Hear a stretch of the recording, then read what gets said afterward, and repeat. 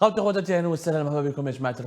et messieurs, bonsoir, ça fait plaisir de vous revoir. Merci pour votre fidélité, merci pour vos premiers commentaires, vos premières suggestions, vos premières remarques pour le premier numéro que nous avons diffusé de cela quelques jours de notre émission, le studio des élections présidentielles, le studio des présidentielles 2024 en Algérie. Comme ça nous a fait vraiment chaud au cœur.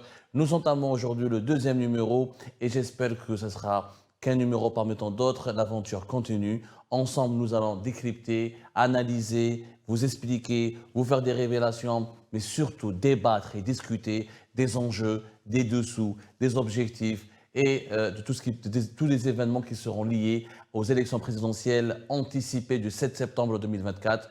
Un événement auquel est censé participer presque 24 millions d'Algériennes et d'Algériens pour désigner leur futur président ou pour reconduire l'actuel président. Quoi qu'il arrive, au-delà de la personne qui sera désignée, il y a des agendas et des programmes, il y a des idées et surtout des défis qui attendent l'Algérie que nous allons aborder en toute franchise, avec beaucoup de liberté, sans censure et en associant les Algériennes et les Algériens de tous les bords, de toutes les tendances politiques et de toutes les sensibilités. C'est un espace de liberté d'expression que nous allons essayer de bâtir avec vous, grâce à vous et à travers vous. Merci beaucoup.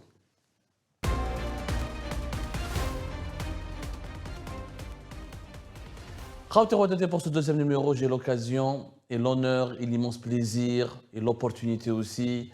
Les mots ne manquent pas pour qualifier, je ne sais pas comment les caractéristiques que je pourrais évoquer pour décrire nos deux invités d'Yom. Cheikh Sadr Salam, professeur universitaire, chercheur, islamologue. Je peux te présenter ici. Historien. Et notre ami... Islamologue, ça risque d'être confondu avec islamiste, avec le peu de nuances qu'il y a aujourd'hui. On va en parler justement. Dans cette émission, on va parler de beaucoup de nuances.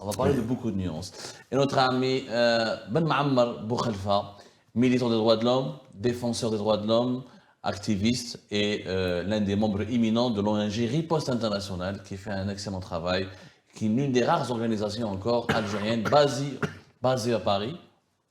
En attendant qu'un jour vous allez pouvoir militer en Algérie et qui défend les droits de l'homme et qui assure la promotion de la cause notamment des détenus politiques. Est-ce que je me suis trompé, mon cher ami En toute modestie, donc je fais partie d'un noyau quand même on est assez nombreux à travailler, à maintenir un peu la pression.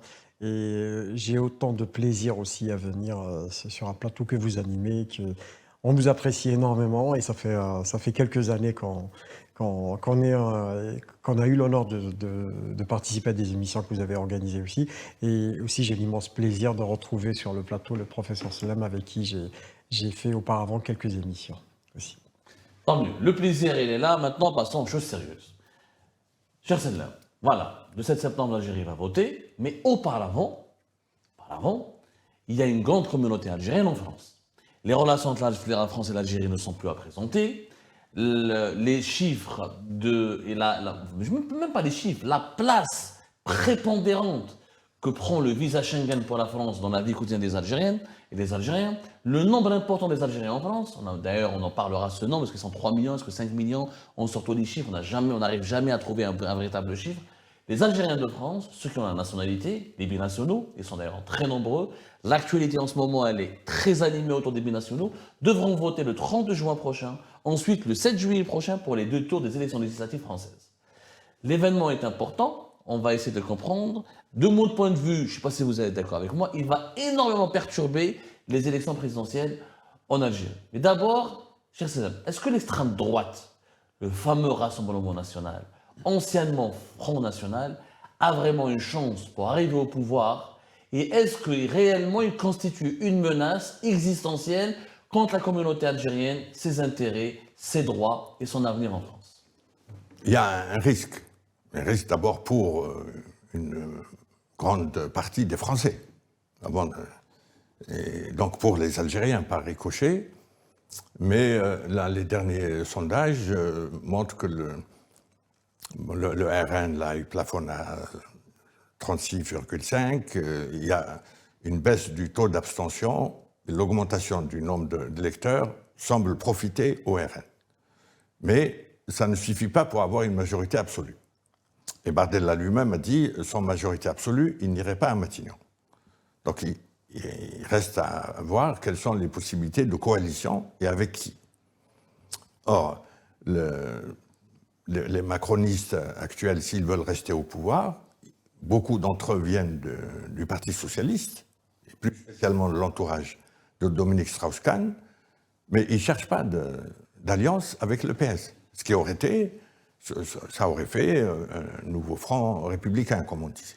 Ils cherchent de l'alliance avec les LR, qui sont très à droite. Or, même les LR, d'après le dernier sondage, à supposer qu'ils acceptent tous la coalition avec le RN, ça n'assure pas une majorité.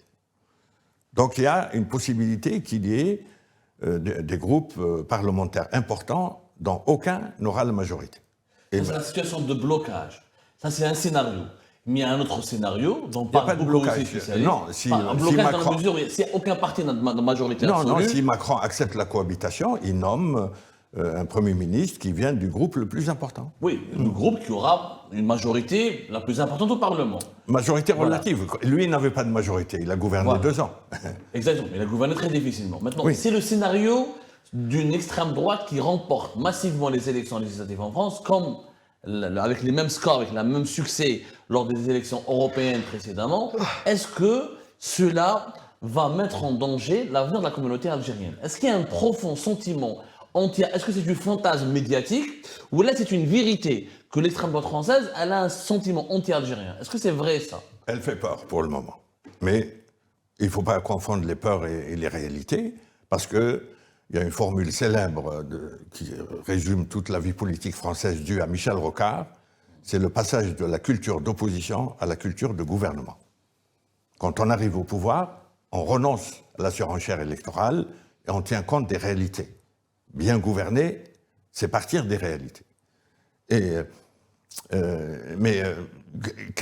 Quelles mesures désagréables pour les Algériens pourraient être ajoutées à ce qui a été voté par la loi immigration, présentée par le gouvernement Attal ou le précédent, mais votée par le RN. On a déjà une politique d'extrême droite par des gens qui ne sont pas d'extrême droite, qui prétendaient, par cette politique de rigueur et de dureté, barrer la route, mais selon la bonne formule du fondateur du Front National, les Français préfèrent l'original à la copie. Ça fait combien d'années, professeur, que vous vivez en France? Blasem. 30 ans, 40 ans? Sinina Adada. Voilà, on va dire une dizaine d'années minimum. Ah, plus. Plusieurs dizaines d'années. Oui. Qu'est-ce que vous avez remarqué? Est-ce que la situation des Algériens de France a évolué? Est-ce qu'on est une communauté importante? Est-ce que sur le plan électoral, on pèse? Est-ce que sur le plan politique, on a une certaine influence, l'établissement français? Est-ce qu'on a... cette communauté, si on doit la présenter, si vous devez la qualifier, la présenter, qu'est-ce que vous direz sur elle? Vous qui êtes là depuis de nombreuses années. Alors, pris individuellement, les Algériens de France qui sont là depuis très longtemps sont des gens hors du commun. Parce que c'est des technocrates. S'ils sont en informatique, ils sont dans l'énergétique, je ne sais pas si on les admet dans le nucléaire, vu les projets là, sur les binationaux. Mais pris collectivement, ils ne pèsent pas lourd. Malek Ben Nabi disait des millions d'individus regroupés ne forment pas une société. Il y a un groupe homogène s'il n'y a pas des liens entre eux. Or, quel est le lien qui relie les Algériens qui sont là depuis les années 90, même avant? C'est l'attachement au pays, une sorte de nostalgie qui n'est pas le propre des Pieds Noirs, mais qui caractérise les Algériens. Et là, on a eu toutes sortes de tentatives de les regrouper pour soi-disant faire du lobbying. Moi, j'attends de voir. Par exemple, l'agitation qu'on a eue ces derniers mois, le Conseil pour la diaspora algérienne, qui prévoyait, dont le promoteur disait avoir l'oreille des décideurs en Algérie. Il devait faire un colloque à l'Orassi, puis après il l'annule. La mosquée de Paris voulait être la championne. Justement. On va en parler de la mosquée de Paris. Je sais que c'est l'un des sujets préférés dont j'allais parler avec vous parce que j'aurais des questions très directes. Mais avant d'arriver là, professeur, mon ami Boukhalifa, voilà, je me permets d'être mon ami. On a une émission cool, voilà, on va déconstruire les codes classiques et puis voilà. Quand on parle de l'Algérie, c'est très difficile d'être conventionnel. Mon ami Boukhalifa, quand même, tu fais partie de ces nouveaux visages de la diaspora algérienne qui était très engagée dès la crise politique de 2019. On les rendait Hirak, riposte internationale, la défense des détenus politiques, etc. etc. La communauté algérienne, la diaspora algérienne a joué un rôle important depuis 2019. D'ailleurs, la preuve, il y a une grande persécution qui s'est abattue sur elle. On en parle très très peu.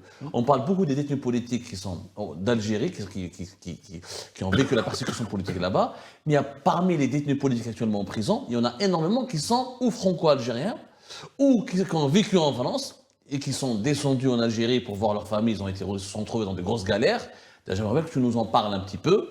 Et d'ailleurs, ils avaient la double nationalité. Cette double nationalité ne les a pas vraiment sauvés. Hein, tu peux nous citer des cas de franco-algériens qui sont en prison. Deuxièmement, franchement, est-ce qu'aujourd'hui, tu vis ici en France depuis très longtemps, est-ce que la diaspora algérienne en France, elle est mal barrée, coincée entre la persécution du régime algérien et la menace de l'extrême droite? Est-ce qu'il y a un vrai malaise? Est-ce que cette diaspora vraiment est dans une situation indélicate? Oui, je tenais juste à rappeler quand même que l'un des premiers à avoir fait les frais, c'est Mohamed Tamat, Allah yarhamou. Il est décédé quand même bien avant le 2019. Hein. Et puis il avait la double nationalité. Algéro-britannique. Voilà. Et ça n'a pas empêché qu'il finisse malheureusement, dans les conditions. C'est en 2016, si je ne me trompe pas. 2017, je pense. 2017-2016. Voilà. Ouais. Et donc pour répondre un peu au fait ta question, elle appelle deux niveaux de réflexion d'abord. Donc il y a ce qu'on appelle la sociologie électorale en France, qui fait que il y a des thèmes qui sont toujours des variables d'ajustement du discours, notamment l'immigration, depuis à peu près la fin des années 60, ce qui a permis au courant d'extrême droite de renaître, d'une part, et d'autre part, après la Deuxième Guerre mondiale, la déconstruction de l'extrême droite qui a collaboré avec le régime nazi, ce travail-là n'a jamais été fait en France. Hein. Contrairement à ce que l'on croit, il y a eu quand même des choses qui ont été faites par-ci, par-là. Ce n'est pas par hasard qu'il y a quelque chose qui est inscrit dans la mémoire des Algériens qui ont vécu en France. Maurice Papon, qui était un fonctionnaire du gouvernement de Vichy, qui s'est retrouvé sous le commandement du général de Gaulle, puisqu'il était le préfet de la ville de Paris. Donc, qui a supervisé quand même ce qui s'est passé, le massacre des Algériens. C'était important. En octobre 1961. D'accord. Qu'est-ce qu'on garde aujourd'hui dans le récit national français? On garde le massacre des militants communistes à Charonne. Alors qu'il y a eu beaucoup plus d'Algériens. Voilà. Et ces dernières années, il y a eu des efforts quand même. Emmanuel Macron a reconnu, il y a eu des rassemblements, des gerbes de fleurs. Il y a eu une reconnaissance, même si elle n'est peut-être pas aussi forte que nous le réclamons, nous les Algériennes et les Algériens. Mais les massacres d'octobre 1961, on est bien d'accord, on parle de cela. Et il y a eu des efforts qui ont été faits par les Algériens. Il y a une loi. Il y a une loi en plus, voilà, une loi. Mais qui a été portée par une écologiste. Oui, qui a finalement fait des révélations. Elle a dit le brouillon a fait l'objet de va-et-vient avec l'Élysée. Justement, où l'Élysée a barré la formule crime d'État pour mettre Maurice Papon à la place. Maurice Papon a été condamné à Bordeaux pour 1943. Ses crimes de la guerre d'Algérie sont amnistiés sans appel. Et donc, il reconnaît une responsabilité préfectorale. Or, Papon avait une hiérarchie, il avait son ministre de l'Intérieur, il avait son Premier ministre. Professeur, je suis d'accord. Je ne sais pas si la semaine prochaine Macron va être là, mais il a beaucoup parlé de mémoire, il a un grand mérite, le rapport Stora, j'en ai dit du bien, mais... C'est le premier président français qui a déclaré quand même que le colonialisme est un crime. Pas le président, candidat. Voilà, donc candidat. Voilà. Le président c'est le premier candidat qui est devenu président. Très bien. Mais c'est vrai. Il a fait beaucoup de choses, mais il a décidé de ne jamais reconnaître la responsabilité de l'État français dans les crimes commis en Algérie. On va aller doucement, mais quand même, mon ami Boukhajba, c'est que les Algériens de France ont profité de la démocratie en France. Nous, on est là où on n'est pas dans notre pays. Non, mais... Est-ce que cette démocratie française qui permet justement, qui a permis à la diaspora algérienne de se mobiliser pour le Hirak, on devient la place de la République. La place de la République, elle a été habillée avec les couleurs de l'Algérie en 2019. Si on doit, demain, le mouvement d'extrême droite, si le Rassemblement national arrive au pouvoir, est-ce que tout cela pourrait changer, selon toi? Alors, bien sûr, parce qu'il y a toujours des crispations qui s'expriment, mais depuis la fin des années 90, depuis le début des années 2000, il y a eu la libération de la parole raciste en France. Ça, il ne faut pas l'oublier. Nous assistons aujourd'hui à une convergence. Et c'est la première fois que ça se produit vraiment en France. Parce que il y a eu beaucoup de gens qui venaient du mouvement catholique, mais qui n'étaient pas forcément ils n'ont jamais adhéré aux thèses d'extrême droite. Peu, mais par contre nous assistons aujourd'hui à ce qu'on appelle communément le mouvement conservateur en France qui à travers certaines personnalités capitalistiques, Vincent Bolloré, pour ne pas s'en cacher, a promu quand même ce type de discours à travers une des chaînes qu'il possède. Quand vous voyez quelqu'un qui ne vient même pas du milieu journalistique, pour ne pas le nommer, Pascal Praud, qui quand même tient des propos Est-ce que ça a menacé pour autant les droits, le vécu, les libertés de la communauté algérienne en France, alors, honnêtement? Les mécanismes en contexte démocratique sont un peu plus complexes. C'est-à-dire qu'il faut quand même qu'il y ait des lois, il faudrait que la Chambre basse puisse valider, il y a un Conseil d'État. Donc il y a des ressorts qui permettent que les choses ne se fassent pas. C'est ce qu'a dit c'est ce qu'a rappelé le professeur Selem en disant qu'à l'épreuve du pouvoir, de l'exercice des responsabilités, les choses ne sont pas aussi linéaires qu'on le croit. Elles sont quand même assez complexes. Il y a des équilibres institutionnels auxquels les Français veillent aussi. Parce que, quoi que l'on dise, en France, il y a les institutions, il y a les politiques. Donc le danger du Rassemblement national contre la communauté algérienne, il n'est pas imminent. Comment tu arrives à l'évoluer sur une échelle? Comment tu arrives à l'évaluer sur une échelle de valeurs? Est-ce que c'est un danger extrême? Est-ce que c'est un danger grave? Alors, est-ce qu'il y a un risque qu'on va tous prendre nos bagages et rentrer, comme racontent certains? Non, voilà, pour être honnête, comment tu ressens les choses? Non, pas du tout. Le danger, c'est surtout, c'est-à-dire que ce qu'on a vécu, le cas de Malek Oussekine, c'est ne pas revivre ce genre de truc. Parce que la libération de la parole raciste... Il faut expliquer sur Oussekine, voilà. C'est le premier migrant français d'origine algérienne qui a été victime d'une bavure policière, c'était dans les années 80. 80, les années 80. Voilà.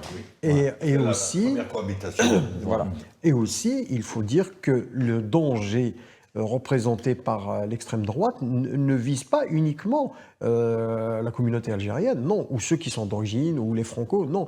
Il menace l'équilibre, en réalité l'équilibre de cette société. Qu'on le veuille ou pas, c'est une société qui a ses propres équilibres et qui évolue avec le temps.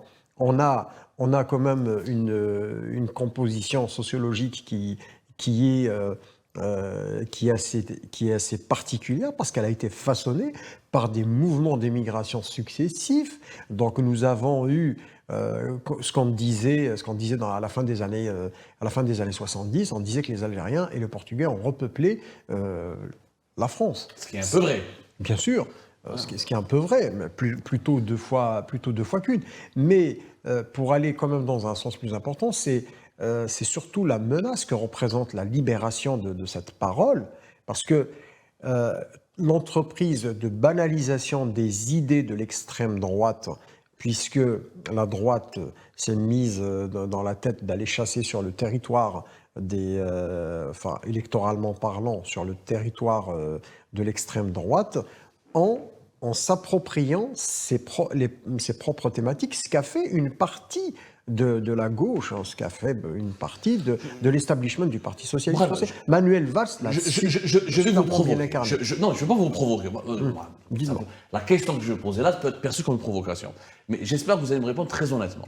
Alors, en Algérie, professeur et mon ami Boukhalifa, on est allergique aux ingérences étrangères. Le régime algérien passe son temps à dire il ne faut pas s'ingérer dans nos affaires, il ne faut pas, nous sommes un pays souverain, une puissance régionale, c'est les affaires entre Algériens, etc. Quand la presse française parlait du Hirak, rappelez-vous en 2020, un ambassadeur algérien a été rappelé à Alger parce que M6 et France 5 ont diffusé un documentaire sur les jeunes, le Hirak, etc. Et pourtant en France, professeur, il y a une institution qui s'appelle la Mosquée de Paris, qui touche chaque année, nous avons fait une enquête en Algérie, on a sorti tous les détails financiers, tous les bilans financiers, personne ne peut nier ça, et l'Algérie ne le nie pas, même pas d'ailleurs, elle est financée chaque année par l'argent de l'État algérien. Oui. Plus de 2 millions d'euros. Oui. Et cette institution, lors des précédentes élections présidentielles, elle a appelé à voter Emmanuel Macron au deuxième tour. Et cette institution, financée par l'Algérie, par l'argent du peuple algérien, par l'argent de l'État algérien, est en train d'appeler aujourd'hui à faire barrage contre le Rassemblement national et à voter, peut-être pas dit clairement, mais beaucoup de ses membres le disent, pour le parti ou pour les formations politiques qui sont acquises à la cause d'Emmanuel Macron. Oui. Est-ce que cela, ce n'est pas de l'ingérence étrangère? Est-ce que c'est pas l'arroseur arrosé? T'as fait Bledek dans notre pays, tu dis, imaginons le contraire, imaginons l'église Notre-Dame d'Afrique serait financée par l'ambassade de France et que l'église Notre-Dame d'Afrique va demander à voter contre un candidat, contre Tebboune, ou là à voter pour Tebboune contre un autre candidat. Est-ce que cette situation, est-ce qu'elle est loufoque quand même? C'est de l'ingérence, oui ou pas? C'est l'un des innombrables problèmes. Et je termine ma question là-dessus. Hein. Et donc maintenant, parce que le problème, moi, quand je parle de ça, c'est pas de la provocation gratuite. Comme c'est financé avec l'argent de mon pays. Alors imaginons, c'est Macron qui perd ses élections. Et on aura son opposant. Donc là, ce serait compréhensible de la part du Rassemblement national d'en vouloir à l'Algérie. Elle s'ingère dans une élection, elle finance le candidat qui est contre eux, et comment voulez-vous qu'après on n'ait pas de crise politique avec celui qui va remporter les élections législatives? Ben justement, il y a une grande peur. Le recteur actuel a fait signer un charabia, il n'a pas voulu signer avec les signataires, les croyants dans l'Obs. C'est-à-dire, est-ce que vous pouvez être plus explicite? C'est quoi ce charabia? On parle du recteur de la Grande Mosquée de Paris. Oui, quand c'est pas Sifaoui qui rédige, la rédaction de Hafiz était lisible. Bon, pour aller vite. Hafiz, c'est l'actuel recteur de la Grande Mosquée de Paris. Son nom complet, s'il te plaît, c'est... Hafiz, c'est son nom de famille. L'autre, c'est peut-être un pseudonyme, comme tous les agents de renseignement. Bon, non. Pour parler sérieux, il y a les déboires de la France-Afrique. La France-Afrique a été un échec lamentable. Tout à l'heure, on a dit que Macron voulait faire beaucoup de choses avec l'Algérie. La question qui a été posée par écrit, est-ce qu'on veut remplacer la France-Afrique par plus de France-Algérie, en un seul mot? Or, la mosquée de Paris, c'est le symbole de cette France-Algérie. C'est-à-dire une zone de non-droit, ou des pratiques qui échappent à tout contrôle. Ici, il n'y a pas de contrôle. Vous avez le caporal là, qui donne des ordres au recteur, tous les énarques, les colonels qui viennent ici. Nous sommes une association de droit français. Moi, j'ai eu la nationalité au bout de la 4e fois. Donc, vous n'avez pas à vous ingérer. On parle d'un officier, je ne sais pas si on peut citer son nom, mais on en parlera plus tard. On l'a cité ici. Voilà, on l'a cité, il s'appelle Wennouri. C'est quelqu'un qui travaille à la mosquée de Paris. C'est un haut responsable de la mosquée de Paris. On lui prête des allégeances au service secret algérien, et on dit qu'il est le représentant de l'État algérien au sein de la Grande Mosquée de Paris. Mais en fait, l'Algérie a toujours... Mais lui, il dit à l'État algérien, nous sommes français, l'association est française, ne vous mêlez pas de ça. Non, mais il y a eu des déclarations. Et ils disent aux Français, séparation du politique et du religieux, donc ils restent dans un état d'apesanteur où personne ne peut leur demander des comptes. Non, mais est-ce qu'il est normal qu'une institution française financée par l'Algérie appelle à voter en faveur d'un candidat ou en faveur d'un parti contre un autre? Qu'est-ce que c'est que cette situation? Ce qui est encore plus normal, c'est que, d'après des informations fiables, le recteur actuel était interdit de ministère et de présidence à Alger depuis son émission sur BFM TV du 23 octobre avec le grand rabbin, où il a attaqué Mélenchon. Le grand rabbin de France, ce jour. Oui, non, et puis il a dit quelque chose de tout à fait inouï. Macron était à Tel Aviv. Avec Netanyahou, emporté par son élan, il a dit « Nous allons créer une coalition anti-Hamas à l'instar de la coalition anti-Daesh ». C'était vers la fin de l'année 2023, ça, non? Oui, en octobre. Or, lui, il n'avait plus de biscuit, il est venu servir de bini-oui au grand rabbin, qui est une grande stature intellectuelle et religieuse.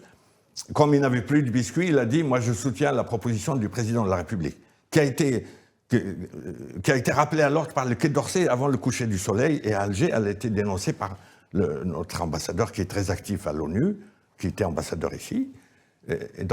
Et on a rappelé à M. Macron, le Quai d'Orsay, que Hamas n'est pas considéré comme terroriste par l'ONU. L'Union européenne le considère, mais ce n'est pas contraignant. Donc il va jusque-là et il attaque Mélenchon. Et là, il dit qu'il faut faire barrage au RN. Donc, par élimination, il appelle à voter Macron. Et on a parlé de l'iftar. Le vrai iftar du ramadan électoral, quand il y avait les élections, c'est au profit de Anne Hidalgo. L'autre iftar a été fait chez le restaurateur, là, où il y avait... Macron n'est pas venu, parce qu'il s'attendait à des objections comme celle-là. Il a envoyé Castaner, le ministre de l'Intérieur de l'époque. C'est en 2022, ça. Or, Mme Anne Hidalgo a eu 1,7 et quelques. Donc, si la mosquée était puissante et influente, elle aurait rapporté des voix à Mme Hidalgo. Donc, le recteur de la mosquée de Paris, quand il a été reçu à la présidence après le 9 juin, parce qu'il a appelé, il a dit « il y a péril en la demeure, il faut qu'on aide le soldat Macron ». Il a été reçu par un conseiller, El Mouratia, dont le nom est connu. Et le président passait par hasard, et ce conseiller a pris un selfie, et le recteur met sur sa page Facebook « J'ai été reçu par le président ». Il ment, comme il respire depuis toujours. La référence religieuse du président, c'est le Cheikh Al-Qassimi. Au-delà de la personne de Hafez, c'est quoi l'objectif de la Grande Mosquée? Est-ce qu'il n'y a pas un risque de compromettre les intérêts de l'Algérie, de se positionner comme ça aussi clairement, aussi frontalement sur la scène politique française et de miser sur un cheval au détriment d'un autre? Est-ce que ça ne risque pas de créer des animosités avec les autres formations politiques françaises qui, si elles arriveront demain au pouvoir, elles vont se retourner contre l'Algérie, parce que l'Algérie aurait soutenu, elle a soutenu ouvertement leur adversaire. C'est ça ce que je comprends. Oui, et surtout que ce recteur n'a que le mot laïcité à la bouche. Il a dit « Je combats l'islam politique, je suis pour la séparation du politique et du religieux », alors qu'avant, il a présidé tous les comités de soutien pour un nouveau mandat de Bouteflika. Pourquoi? Parce qu'il a travaillé à Air Algérie sous l'égide du frère de Bouteflika, qui était l'avocat service juridique de Air Algérie. Il était avec Yves Bonnet. Il a été toujours dans les marigots. Yves Bonnet, ancien patron de la DST, qui est le symbole de la coopération sécuritaire DRS-DST. Il a créé l'Institut France-Algérie, qui faisait de l'ombre à l'association de Chevènement, et il était toujours accompagné. Il fallait lire une entrefilée dans le Ouattan. Yves Bonnet a rappliqué à nouveau en Algérie, il y allait 10 fois par an, accompagné par Maître Hafiz, qui était l'avocaillon de 12 ou plus de 10 institutions algériennes à Paris. Parce qu'il perdait tous ses procès, et il a été nommé par son protecteur de l'ambassade, dont je ne cite pas le nom. Il l'a imposé comme avocat forfaitaire qui gagnait. Donc c'est un risque, enfin, non. Professeur, il y a un risque de compromettre les intérêts de l'Algérie. On est d'accord? Oui, non. Je termine la dernière contradiction chez ce monsieur, qui est très bavard, il occupe l'espace médiatique. Tout le monde sait, c'est un secret de polichinelle, que son putsch du 11 janvier 2020 lui valut de sévères reproches d'Alger. Il n'était pas accepté ici en France. Il n'a été accepté que sur intervention d'un ancien ambassadeur français à Alger, qui est devenu maintenant ouvertement le conseiller immigration de Marine Le Pen, à titre personnel. Je ne sais pas si tu parles de Xavier Driancourt, j'imagine. Oui, c'est Driancourt qui est le protecteur du recteur. Alors, il vient nous dire qu'il faut barrer la route au RN. Il n'y croit pas, puisqu'il est toujours en rapport avec ce monsieur. Boukhalifa, honnêtement, l'Algérie s'ingère, oui ou pas, dans les affaires françaises? C'est quoi l'intérêt de l'Algérie d'aller appeler, voter un candidat contre un autre? Et pourquoi l'extrême droite, le Rassemblement national, fait autant peur aux dirigeants algériens? Est-ce qu'il n'y a pas un risque que cela se retourne contre les intérêts même de la communauté algérienne en France? Je pense que la lecture, elle devrait être un tout petit peu décentrée, puisque aujourd'hui, avec les relations qu'entretient l'Europe, et en particulier la France à l'égard de la Russie, fait que le gaz russe, qui autrefois alimentait à hauteur de 60% quand même toute l'Europe, fait défaut aujourd'hui. La France est tenue, alors que ce soit de l'extrême droite ou ce que vous voulez qui va arriver au pouvoir en France, le facteur économique et les intérêts géopolitiques et géostratégiques de la France en Afrique sont garantis par l'Algérie. Donc la composition, quelle que soit la majorité qui va se dégager des prochaines élections, elle devra composer avec l'Algérie, avec ses valeurs. Parce que la dimension géopolitique et géostratégique des relations entre les deux pays, cette dimension n'a pas d'odeur et elle n'a pas de couleur. Mais il y a une certaine ligne de cohérence auxquelles ils ne peuvent pas y échapper, de toute façon. Ce qui change les rapports, c'est que les tensions sociales à l'intérieur de ce pays vont être exacerbées. Parce que les thèses racistes, qui ont déjà un droit de citer, qui ont été banalisées dans le discours de tous les jours, ils ne font pas l'objet de condamnation, proprement dit. C'est-à-dire qu'aujourd'hui, c'est plus facile de se faire taxer d'antisémite en France que de raciste. Pourquoi ? Parce que les choses qui sont écrites dans la loi, parce qu'il y a quand même une espèce de modus vivendi depuis à peu près 80 ans en France qui fait que on tapera toujours sur... Et puis le sous-fifre du discours d'extrême droite, c'est toujours les communautés qui ne sont pas réellement organisées. Nous ne sommes pas une communauté d'un point de vue, c'est-à-dire que d'ailleurs sur le plan sémantique, nous ne répondons, nous ne cochons à aucune case de ce qu'est une communauté. Nous ne sommes pas organisés, nous n'avons pas... La seule fois... Je parle des Algériens de France. Hein, je parle des Algériens de France. La seule fois où ils ont été organisés, c'était durant la guerre de libération et le mouvement national. Il y avait une organisation qui était quand même assez stricte. L'impôt révolutionnaire était payé bon gré, mal gré. Sartre a dit le FLN, c'est le parti de gauche le mieux organisé de France. Voilà. Et il savait de quoi il parlait. Et l'organisation, elle était là. La Fédération de France, elle était là. Ce qui s'est passé au lendemain de l'indépendance, donc la tentative de mettre main basse sur cette communauté, sur le peu de réseau communautaire qui est resté avec des organisations telles l'Amicale des Algériens, c'était un fiasco. Et je vous prends un témoin. Ça a été beaucoup plus un outil de répression qu'autre chose. Voilà. Est-ce que après le putsch du 19 juin, Saad Habsi, qui était le chef de l'Amicale, a démissionné. Juste heureusement, quand même une question importante. Est-ce que l'actualité française aura un impact direct sur les élections présidentielles algériennes ? Oui, bien sûr, parce que ce qu'il ne faut pas oublier, c'est que avec le nombre, c'est ce qu'on appelle l'effet de satellitisation. C'est-à-dire que beaucoup d'Algériens vivent par procuration une dimension démocratique qui manque à leur vie en Algérie. C'est-à-dire que c'est paradoxal. Quand on est en Algérie, on a tous des antennes paraboliques pour capter la télé française, pour capter les programmes. Mais quand on est en France, on a tous envie de capter un peu ce qui se passe un peu là-bas. Mais le recul le plus significatif pour nous, c'est qu'il faudra qu'on ait des statistiques, et les statistiques, elles font parler les choses. Il faut voir le nombre d'étudiants algériens qui sont présents en France, qui arrivent de plus en plus jeunes. Ils viennent s'inscrire à l'obtention du bac, ce qui est quand même un changement majeur.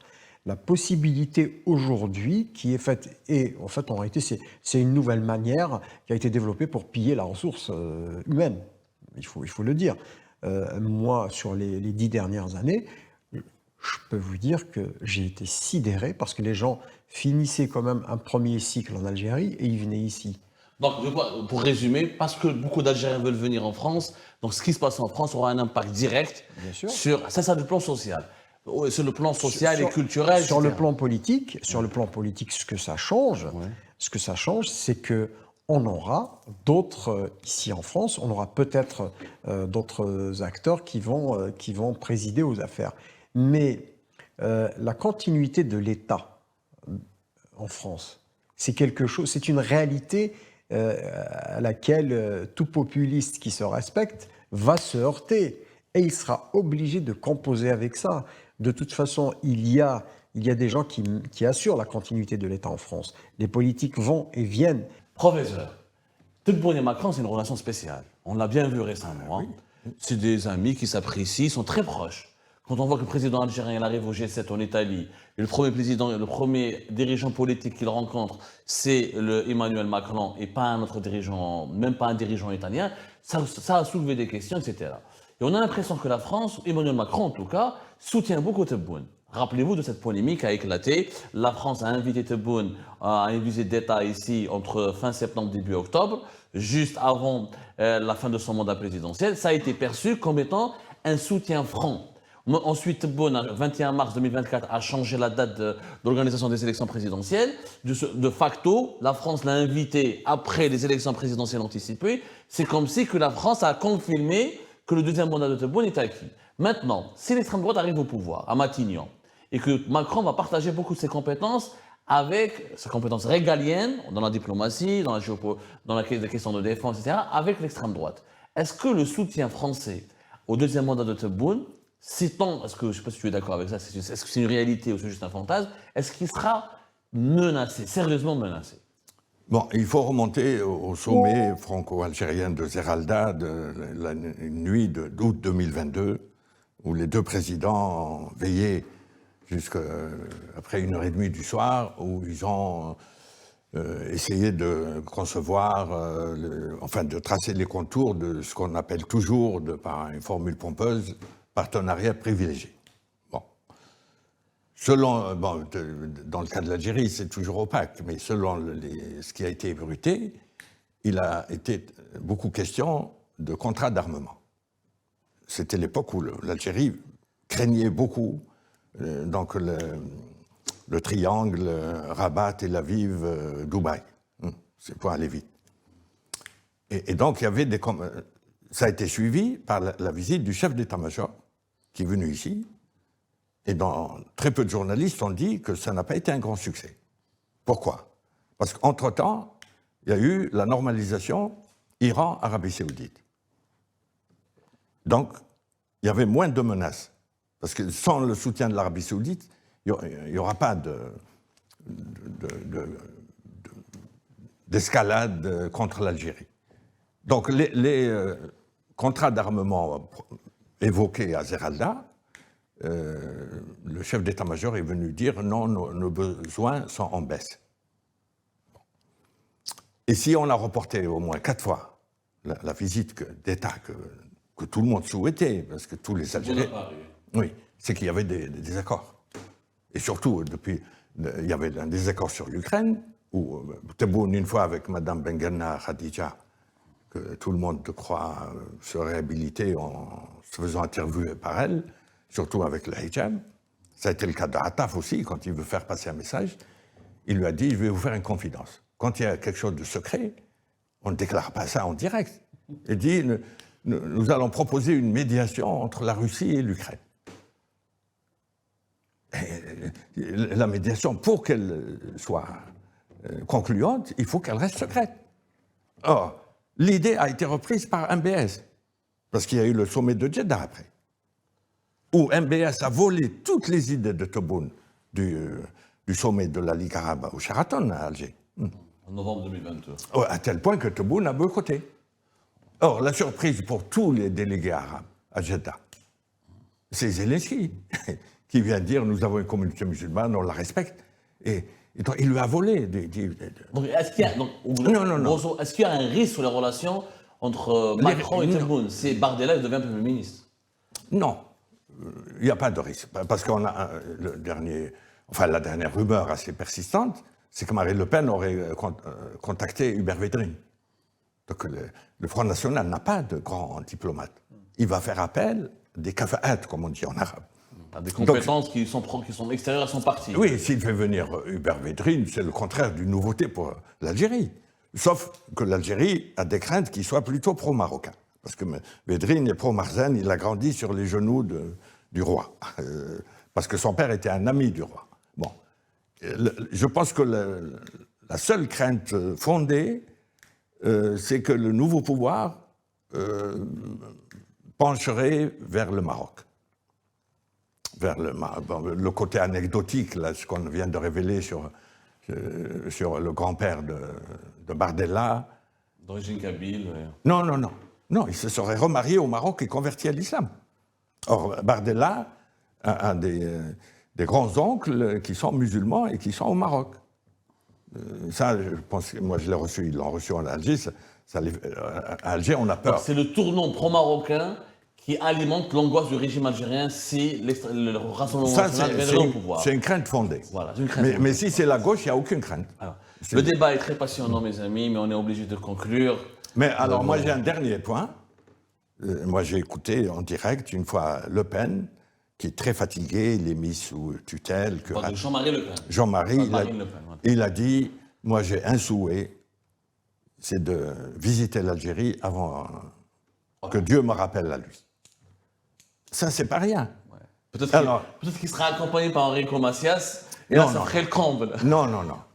S'il y a une diplomatie vraiment à la Macron en Algérie, qu'est-ce qui les empêcherait de créer un choc psychologique et de recevoir et lui faire visiter même la Villa Suzini où il a torturé? C'est probable, c'est un scénario surréaliste. C'est un scénario surréaliste. Non, c'est le meilleur moyen d'amener Marine Le Pen à maintenir un certain équilibre, ne pas être trop pro-marocain. Borrell, ton pronostic, ton diagnostic, si l'extrême droite arrive au pouvoir le 7 juillet, est-ce que Tebboune pourra vraiment effectuer une bonne campagne électorale et est-ce qu'il pourrait espérer, parce que je pense, avec un Jordan Bardella au Premier ministre, on peut dire bye-bye à sa visite d'État tant attendue à Paris. Est-ce qu'il pourrait en fait, après, effectuer une campagne électorale tranquillement et paisiblement? Au contraire, les spin doctors vont lui trouver quand même des messages et des slogans électoraux il va se présenter comme le sauveteur potentiel. De toute façon, ne serait-ce que reprendre des thématiques utilisées par Ariel Sharon, revenez chez vous, ou venez en Israël, donc ça va être un peu il va jouer sur cette fibre-là. Il va utiliser le sentiment anti-algérien du Rassemblement national pour défendre sa candidature et pour défendre son discours souverainiste. Voilà. Et puis, donc, il va aller puiser quand même D'ailleurs, vous l'avez remarqué à plusieurs reprises, il a puisé dans le jargon de Boumediene. Donc, il l'a utilisé. Donc, il en excelle d'ailleurs, parce qu'il a été quand même jeune pendant cette période-là. Donc, il va aller puiser fortement des slogans de cette période-là et traverser un peu sa campagne électorale avec cela. Sauf que le problème, c'est que l'envers du décor, c'est qu'on continue quand même d'arrêter les gens, de les condamner. L'arbitraire est là. Et dommage qu'on n'ait pas eu le temps d'aborder le cas de Mohamed Barash, dit Mohamed Tafarka, qui vient d'être condamné à 2 ans de prison. Un monsieur de 74 ans qui si vous le pointez avec des couteaux... On en a parlé, oui, effectivement. Voilà. Alors, je rassure tout le monde, c'est vrai, dans une émission, on ne peut pas tout dire. Ouais, effectivement, on va consacrer une émission spéciale pour les détenus politiques et l'actualité des détenus politiques avec les élections présidentielles. Par contre, je vais juste rajouter quelque chose, si tu permets. C'est cette injonction qui est faite à la communauté d'aller voter en faveur d'eux ou d'aller faire le barrage. On a délité...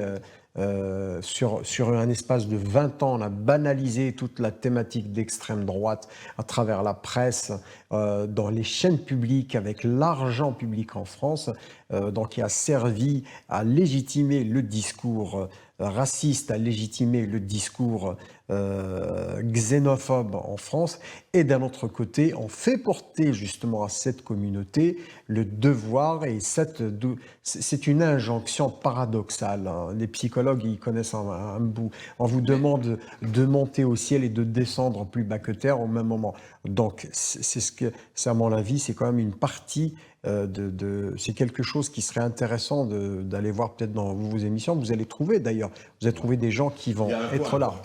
On n'a pas le temps. C'est le devenir de la mission Histoire Macron-Stora. Qu'est-ce qu'elle va devenir? Surtout que Stora, maintenant, il sert de caution au recteur de la mosquée de Paris. Il donne un prix, etc. Moi, je vous invite, on va se retrouver très bientôt.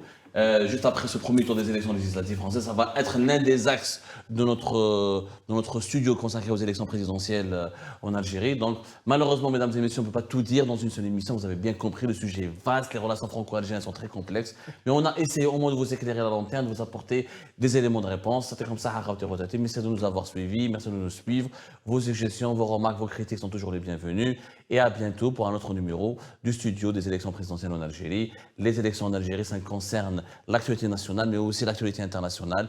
Les Algériennes et les Algériens ne vivent pas dans un village déconnecté du monde. Nous ne sommes pas sur notre planète. C'est pour ça que certaines thématiques de l'actualité internationale seront abordées, analysées dans notre studio. C'est comme ça, et à très bientôt.